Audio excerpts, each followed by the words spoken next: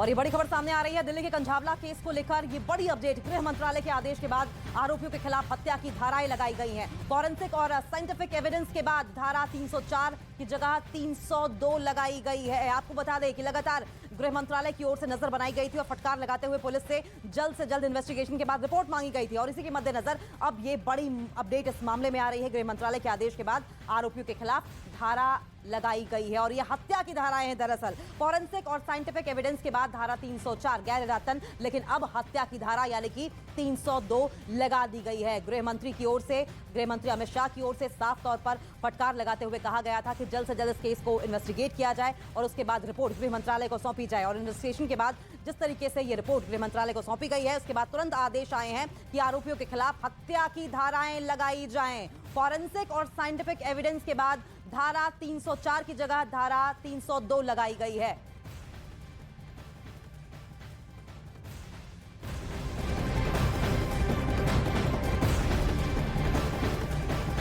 और एक और बड़ी खबर आपको बताएं, विदेश मंत्रालय के प्रवक्ता अरिंदम बागची ने मक्की को ग्लोबल आतंकी घोषित किए जाने का स्वागत कर दिया है। उन्होंने कहा है कि यूएनएससी का ये जो कदम है वो आतंकवाद को रोकने में मदद करेगा। इस वक्त की ये बड़ी खबर आपको बता रहे हैं, आतंकी मक्की पर भारत की भी प्रतिक्रिया सामने आ चुकी है। भारत ने यूएन के फैसले का स्वागत किया है और भारत की ओर से कहा गया कि ये कदम आतंकवाद को रोकने में बहुत मददगार आने वाले भविष्य में साबित होने वाला है।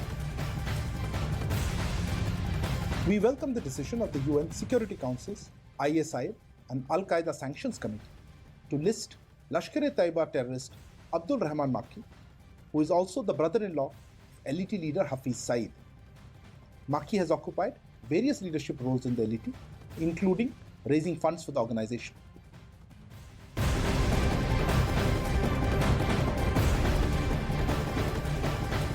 और एक और बड़ी अपडेट आपको बता दें, पंजाब में खालिस्तानी साजिश का बड़ा पर्दाफाश हुआ है। बताया ये गया कि पाकिस्तान की जेलों में बंद खालिस्तानी बड़े पैमाने पर गुर्गों को भर्ती कर रहे थे और यही नहीं, इन गुर्गों को किसी खास काम पर लगाया गया था। ये पर्दाफाश पंजाब के कई जेलों में छापेमारी के बाद हो सका, जहां से 200 से ज्यादा मोबाइल फोन भी बरामद हुए। बताया ये गया है कि इन फोन को खालिस्तानी आतंकी इस्तेमाल भी कर रहे थे, जिन पर विदेश से उन्हें काम भी सौंपा जा रहा था। इसके बाद वो इन्हीं फोन के जरिए पंजाब में अपने गुर्गों को किसी खास काम का निर्देश देते थे। और